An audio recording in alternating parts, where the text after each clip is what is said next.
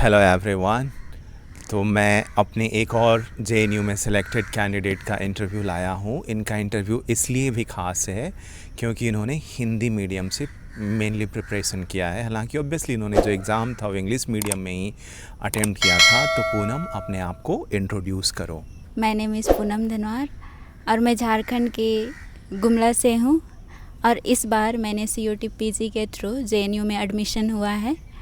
तो पूनम, अब आपने एकेडमिक बैकग्राउंड के बारे में बताओ। सर, मेरी 10th and 12th schooling Jharkhand state board से ही हुई है और मैंने अपना ग्रेजुएशन BSc मैथमेटिक्स ऑनर से रांची यूनिवर्सिटी से कंप्लीट किया है।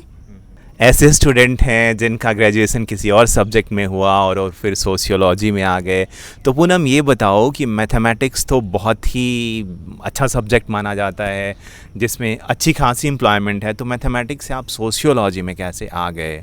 सर, क्योंकि मेरा पहले से ये एम रहे थे कि मैं एज अ सिविल सर्वेंट के लिए उसके लिए तैयारी करूं, तो उसमें मुझे एज अ ऑप्शनल सब्जेक्ट मुझे सोशियोलॉजी बेस्ट लगे, तो मैंने उसकी तैयारी करने के लिए ही अपना ये मैथमेटिक्स फील्ड को छोड़ के मैंने ये ह्यूमैनिटी बैकग्राउंड को चूज़ किया।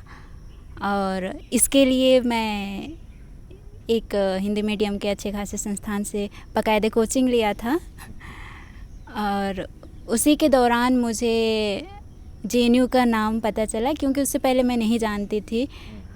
और देन आई डिसाइडेड टू अब मुझे JNU से मास्टर्स करने हैं और वहाँ से फिर मैंने सर के से YouTube देखा। जब मैं ये CUT PG का तैयारी करने का सोचा तो फिर मैंने YouTube में सर के वीडियोस देखे जो प्रीवियस ईयर्स बच्चों के इंटरव्यूज़ थे।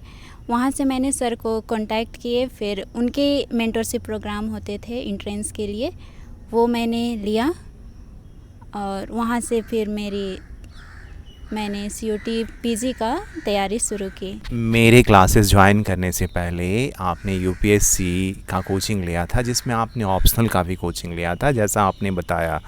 तो आपको कितना सोशियोलॉजी समझ में आया था? कुछ कॉन्सेप्ट्स मिले थे, फंडे क्लियर हुए थे? आपने मेरे क्लासेस ज्वाइन किया तो आपको क्या डिफरेंस लगा और कैसे ज्वाइन किया मेरा क्लास? मेरा चैनल तो बिल्कुल भी एडवर्टाइज नहीं है, वो जो भी नेचुरल ग्रोथ है, पिछले 1 साल से तो वीडियो भी नहीं डाल पाया हूँ। तो आपको पता कैसे चला, ये बताओ।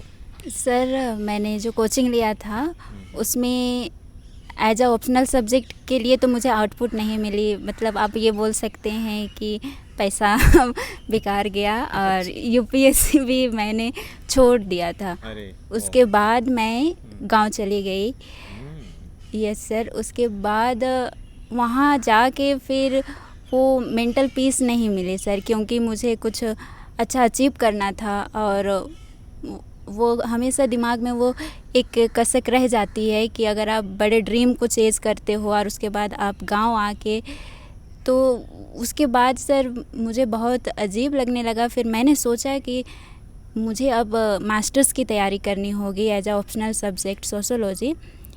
फिर मैंने उस तैयारी के लिए, क्योंकि मेरे पास टाइम बहुत कम थे, घर वालों को भी जवाब देना था क्योंकि मैंने UPSC के तैयारी में काफ़ी समय दे दिए थे, तो उन्हें कन्विंस करना मेरे लिए काफ़ी मुश्किल रहे।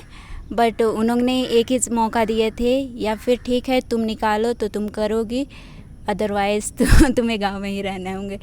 तो मैंने सर के YouTube चैनल हैं तो वहाँ से मैंने इंटरव्यू देखने शुरू किए जो प्रीवियस ईयर्स के बच्चे जो हैं उनके। तब by the grace of God कि मुझे सर के ये चैनल मिले और वहाँ से फिर मैंने सर को कांटेक्ट किया, फिर मैंने कोर्स ले लिया। बट उस वक्त मैं गांव में थी तो मैं क्लासेस नहीं कर पाई क्योंकि नेटवर्क इशू अक्सर गांव में होते रहते हैं। देन मैं दिल्ली आई तो मेरी, आप अगर बोलेंगे तो इफ़ेक्टिव तैयारी जो रही वो 2.5 महीने में ही रही। और मैं बोलूँगी कि जो मैंने UPSC में एज अ ऑप्शनल मैंने तैयारी किए थे वो तो बेनिफिट नहीं रहे CUT PG के लिए, क्योंकि सर का जब मैं क्लास करी तो सर ने काफ़ी कॉम्प्रिहेंसिव लेक्चर दिए थ्रू द पॉइंट, एंड जो फैक्चुअल थे जो सर ने रटाए थे वो तो मेरे टिप ऑफ टंग में थे। और सर के क्लासेस मतलब मैं बोलूँगी शानदार थे। Thank you so much. और फिर सर के सबसे अच्छी बात ये रही कि इन्होंने जो सारे बच्चों को पर्सनली इन्होंने टच पे रहे, मतलब सबका पूछते थे कि आपके तैयारी कैसे रहे, तो उससे मोटिवेशन काफ़ी हाई हो जाती थी। और जो सर के लेक्चर थे वो उसके स्टैंडर्ड का लेवल काफ़ी हाई थे, तो मुझे थोड़ी सी दिक्कत हुई स्टार्टिंग में, क्योंकि मैं हिंदी मीडियम से आई और इंग्लिश में मुझे प्रिपरेशन करने थे। तो एक दो लेक्चर तो मुझे समझ में नहीं आए, बट हर सब्जेक्ट के टर्मिनोलॉजी रहते हैं तो उसको मैंने ग्रैब करने की कोशिश की। फिर धीरे धीरे मैंने एक दिन में 2-2 लेक्चर करके सर के सारे लेक्चर्स कवर किए, और जो कि बहुत ही अच्छा रहा। मैंने नोट्स भी तैयार करे, और सर के जो रिवीजन क्लास होते थे वो काफ़ी फ़ायदेमंद हुए। जो सर ने पार्टिकुलर बोलते थे कि आपको रिवीजन करना है, और मैं तो सर के रिवीजन क्लास के भी नोट्स बनाती थी। इनफैक्ट सर के जो यूट्यूब चैनल रहे उससे भी नोट बना के ही पढ़ा मैंने। ऐसे मेरी तैयारी हुई। तो ये आपका एक्सपीरियंस मुझे भी बहुत अच्छा और इंस्पिरेशनल लगा। आप गांव में थे तो लाइव क्लासेस नहीं हो पाता था क्योंकि इंटरनेट का इश्यू होता था, वो बफर करता था। फिर आप दिल्ली आए, टाइम ज़्यादा नहीं था, फिर एक दिन में आप 2-2 लेक्चर किए। लेकिन आई थिंक रिवीजन क्लासेस में आप Yes. बहुत रेगुलर थे। और फिर वही मैं देखा हूँ कि जो सिलेक्शन बच्चे निकालते हैं वो धीरे धीरे उनका रिवीजन क्लासेस में जो परफॉर्मेंस होता है उसका ग्राफ ड्रामेटिकली ऊपर चला जाता है और फिर सेलेक्ट हो जाते हैं। तो और कोई ऐसा बात बताओ जो तुमको डिफ़िकल्ट लगा हो, प्रिपरेशन की जर्नी जो रहा तुम्हारा, कि ये चीज़ थोड़ा सा अगर इजी हो जाता तो प्रिपरेशन और आसान होता। ऐसी कोई डिफ़िकल्टी या कुछ ऐसी चीज़ बताओ जो बच्चों को नहीं करना चाहिए। पढ़ाई तो सभी कर रहे हैं, बट कुछ वैसी गलतियाँ जो स्टूडेंट्स को नहीं करना चाहिए प्रिपरेशन में, उसके बारे में बताओ।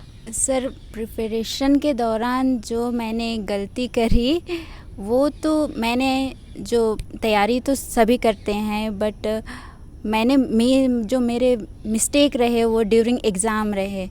क्योंकि जब मैं एग्ज़ाम सेंटर गई तो फर्स्ट क्वेश्चन काफ़ी लेंदी थे, मेरे कॉन्फिडेंस लेवल तो ऑलरेडी डाउन में थे।